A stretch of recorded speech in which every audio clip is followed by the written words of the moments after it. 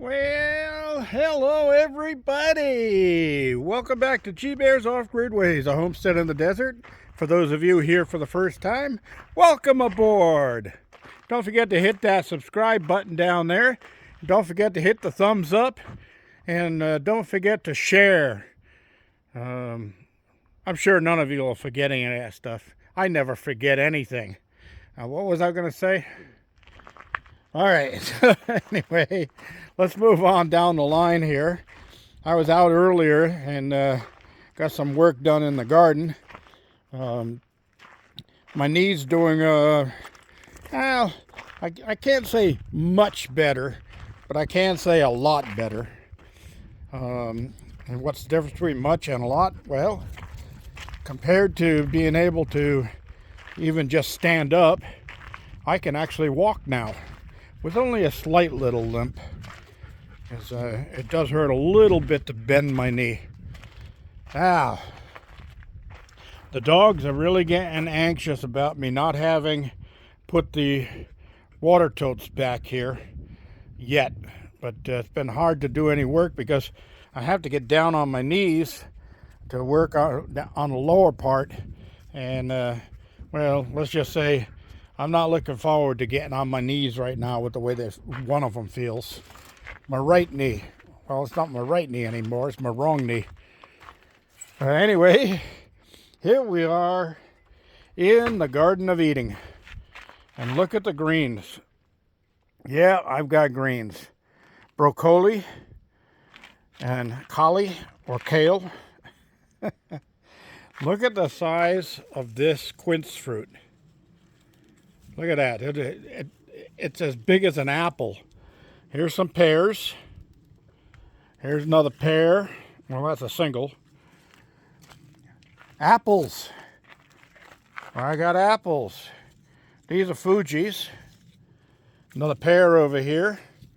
This is a gala from my friend Sharon's tree. I have a feeling I'll get more apples on that next year. I've got there's another single over here. I got a few of those around here. Anyway, I got a newly met friend coming over this weekend who wants to learn about grafting. And I'm going to give him a hands-on, on-the-job training on how to graft fruit trees. Now, you guys have seen me do that already, so I probably won't be videotaping at the time because I'm going to have to answer questions and things like that. But who knows? I might just get my tripod out here. Hey, what are you doing in there, Patches? You guys have figured out how to jump over that wall, haven't you? Yeah, you have. Watch. Cleared it. Didn't even touch. Amazing. Patches and DOG have figured that out. But I'm thinking that I might get my energy together here in a week or so and get some of that shade cloth I got there and coat the walls all the way around. And then the heavier stuff, the 80%, I think I'm gonna put that across the roof of the place and go right over the top of the greenhouse so that for the winter I don't lose any more panels out of there when the winds come back. All right, now this air layer has been on there for, well, let's see, I put it on there in September 8th. Oh no, I'm sorry, August 16th. So yeah, it's been over a month. I like to go 2 months usually on them.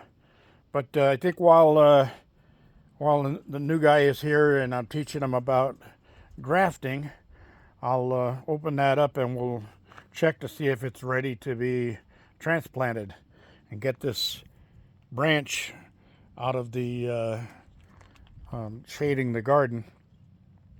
All right, so what did I do today? Well, I did have over there, I did have a volunteer avocado tree pop up. That's because if you remember when I was rototilling my garden at the beginning of the year for planting, I took a bunch of the compost from my compost pile out there, and I had avocado pits in that compost pile. Well, one of them decided to sprout up, so I moved that over here into this bucket. And it's got looks like 3 main branches coming out of the seed stalk, so that's pretty good. So this avocado I put in here last year, and it's doing really well. That one is going on its second year over there. Now, I did just pinch the tops off of these, right there at the tops. That one too, and this one I haven't done because it's still a little too young. And you say, why do you pinch the top off?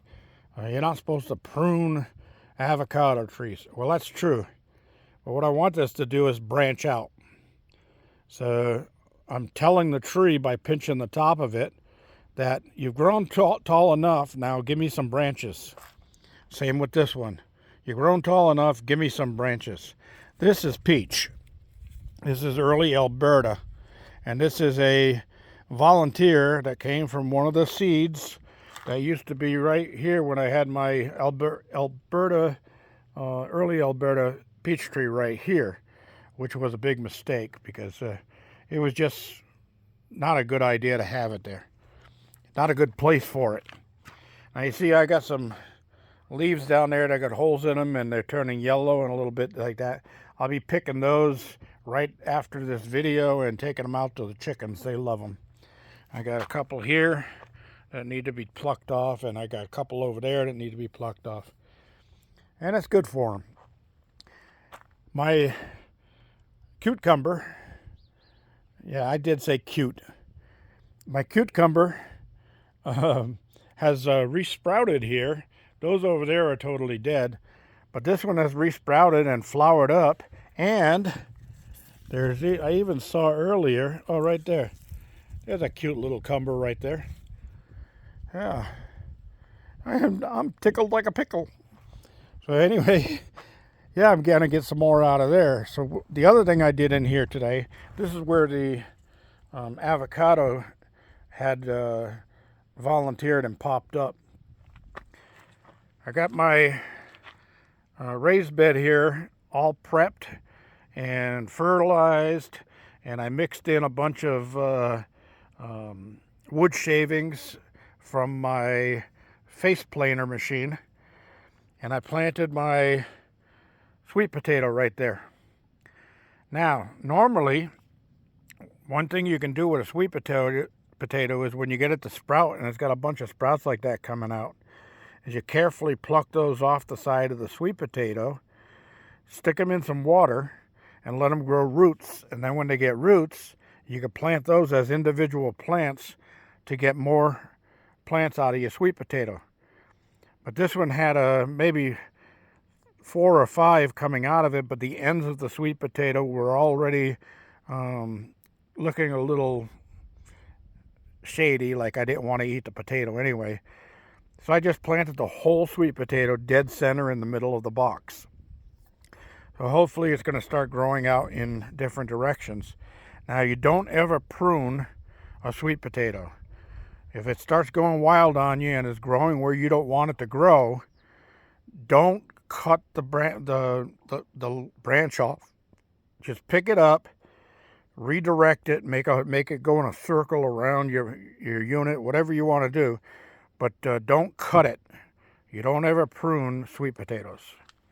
And they're not actually of the ivy family. I forget right now what family they are. Oh, morning glory. Yeah, they're of the morning glory family. So they like a lot of sun. They like a lot of water when they're getting started, and well, they like warmth. They like lots of warmth. So when the temperature starts dropping out here, which will happen sometime around the end of October, October 31st is the last day of the rainy season of this year. November 1st starts the new rainy season. And that's when the temperatures start getting a little cooler. Now, they'll handle a light frost overnight. But if you're going to get a deep frost, you're going to definitely want to cover them. Now, I'm going to be cleaning out the chicken coop, and I've got a lot of straw in there from the old nesting and that stuff, so I'm going to be bringing that out. It's got chicken poop mixed into it, which is high nitrogen. And high nitrogen is not usually good for your potatoes because you grow a lot of green on the top, but not a lot of potato underneath. But there's some mixed in with it, and I'll be putting a layer over the top of this, a couple of inches, maybe even 3 inches thick, and that'll help keep some heat in. It'll also help keep moisture in so I can water less. Over here are my russet potatoes. And while I was turning that over, because russets had grown in there before, I found a few little, I would say marble-sized russets down in there. And I moved them over into here, and I stuck my finger in the ground to make a hole, dropped them in, and covered them over. So we'll see if those sprout up too. But yeah, those are looking good too. Of course, that's because we got rid of the grasshoppers, little buggers. They really did some damage to my garden this year. Anyway, I got a lot of flowers. I've got cherry tomatoes coming out on the cherry plants, and I've been eating some off of this, some of them that have already ripened. And got a few here, little babies. I also have some larger tomatoes that I noticed in here. There we go. There's one down there. So, yeah, I'll still get some tomatoes yet this year. The cantaloupe tonight. That's what it told the carrots anyway. He says, I cantaloupe tonight. But anyway, there's the cantaloupe. And what do we got growing under there? Oh, that's a radish pod right there, full of radish seeds. That was one I left in the ground. The carrots, something's been eating the tops off of them. Every now and then I see a couple of grasshoppers in here, and I try to eliminate them, but some of them get away, and then they come back later. Apple trees are doing great. I'll probably tell my student that's coming this weekend if he's got an apple tree with some variant apple on there that I don't have. I'll ask him what species he has. If he's got one that I don't have, I'll have him bring me a couple of scions, and I'll let him graft one, and I'll graft one, and we'll see what we get out of that. So I was in the garage also earlier, and I noticed that I've got some critters that have gotten in there. They tunneled underneath the shipping containers and got into the garage area. And I want to put a trap in there and see what I come up with. My plum tree here is doing really well. So we'll be getting that into a up potting pretty soon, probably next year. And then also that'll take a grafting. Let's move on over here. Now this tree has 5 different apples on it, and a pear off of my pear stalk there. So this is going to be an interesting tree when it gets a little bit older. I've really got to get this part of the garden extension ready so that next spring I can move a lot of these fruit trees out there into that area and let them stretch their roots. Now here's my Fuji apple from seed. This is from a seed from an apple from the store. And it's probably 3 feet tall now. Doing really well, getting stronger. And I'll I'll be grafting this one next year in the spring. I will. I'm going to pitch the top off of this. Did I already? Yeah, looks like I did pinch the top already. So we'll see if I can get that one to branch out also. My fig tree, or my BVD tree, is done with its figs for this year. Now, a couple of them had dried and gone to softness. I planted into those small pots there. I'll see if I get those to sprout for next year, and then I'll have a couple extra fig trees going. Now, this thing has grown quite a bit this year, so it goes way over into there. So I'm going to have to get that outside into the ground pretty soon so that I have more room. A lot of new growth on the citrus trees. Now remember, a couple of these citrus trees have been grafted, so there's multiple citrus on one tree. So maybe a lemon tree that's also going to have limes on it. It could be a grapefruit tree that's going to have oranges on it. Because I did cross graft a bunch of these, and I think every one of them actually was cross grafted. And I noticed that the grafts have taken, because I've seen the unions or the joints where they went together.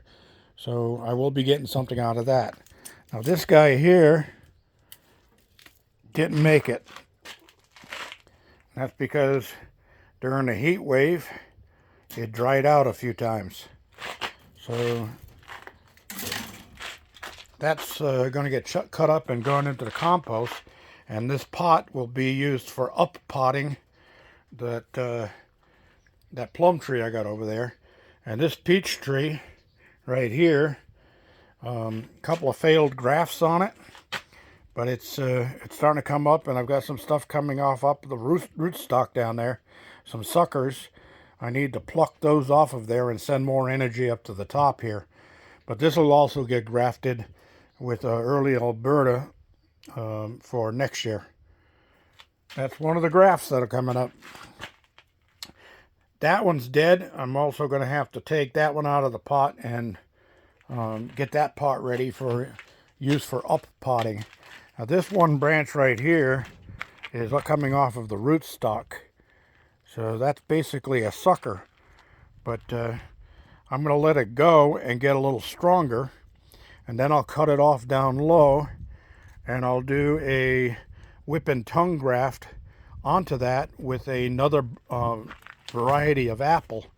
And I'll do the same thing on some of these others. This one here needs to be pruned off because it's growing up into the center of the tree.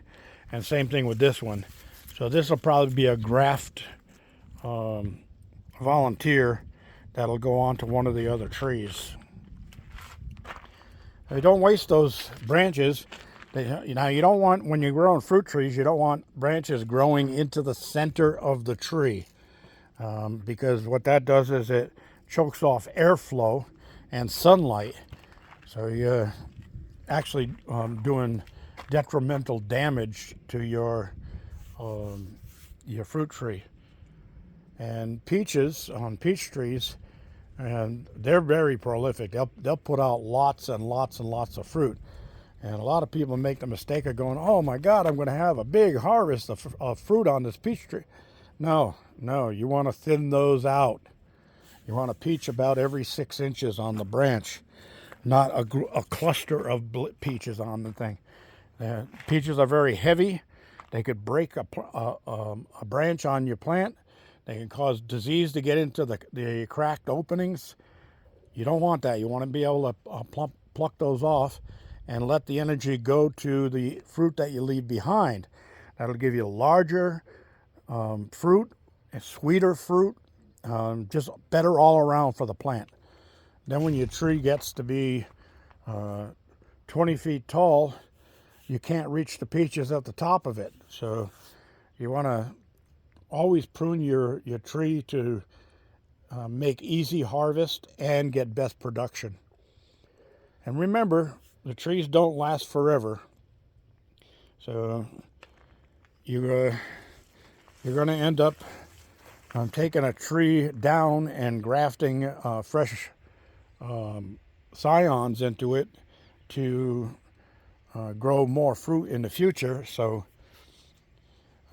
just keep it down low, like these here. I'm keeping these down to a manageable height and kind of dwarfing them so it's easier to deal with. All right, everybody, that's all I got for today. I'm glad you took this time to take the walk through the garden with me, and let's go to a garden party where they all know my name, even though no one recognized me because I didn't look the same. Oh, that should go in a song. All right, everybody, this is G Bear signing off.